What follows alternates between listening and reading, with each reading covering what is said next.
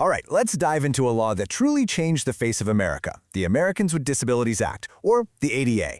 Now, this is about so much more than just ramps and parking spots. It's a powerful civil rights story. Let's get into it. To really get the ADA, you have to start right here, with these words from Congress back in 1990. This single sentence is the absolute bedrock of the whole law. It lays out a simple, powerful truth.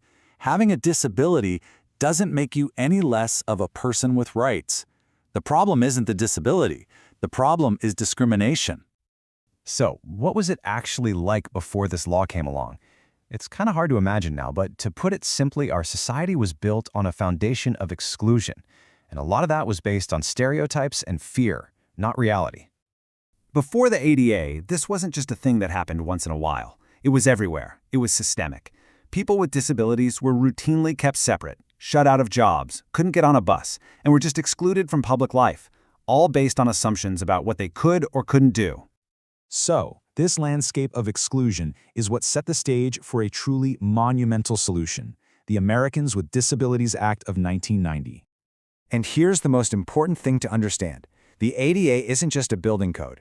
It is a sweeping civil rights law. Its whole purpose was to create a clear, nationwide mandate to finally put an end to that discrimination. The law's power isn't just how much it covers.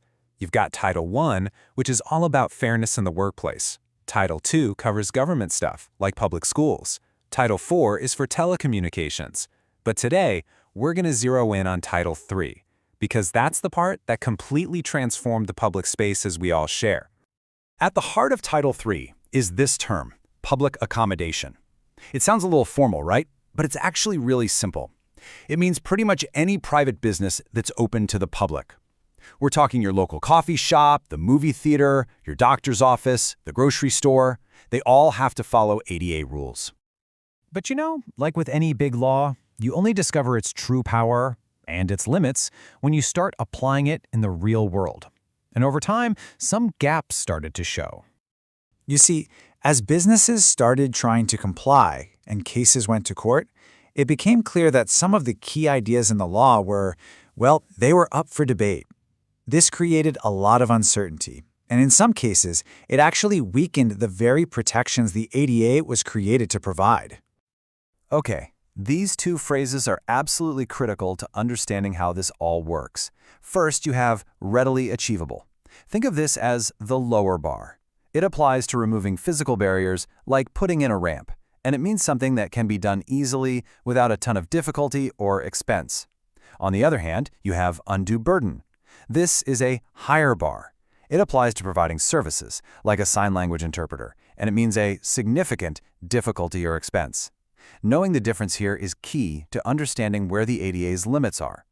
And then there's this tricky thing called the safe harbor rule. The idea was to be fair, right? If a business built a ramp that was perfect by the 1991 rules, they didn't have to tear it down and build a new one when better rules came out in 2010. But the downside was that lots of places could stay stuck in the past with outdated accessibility for decades, unless they did a major renovation. But maybe the biggest challenge to the ADA wasn't about buildings at all, it was about people. The very definition of who counted as disabled came under attack, and that led to a major update to the law. And this was a huge problem. Courts started ruling that if your condition could be managed, say with medication or a hearing aid, then maybe you weren't disabled enough to be protected by the ADA. This was completely against the original spirit of the law. It was a massive loophole that was kicking people out from the protections they were supposed to have.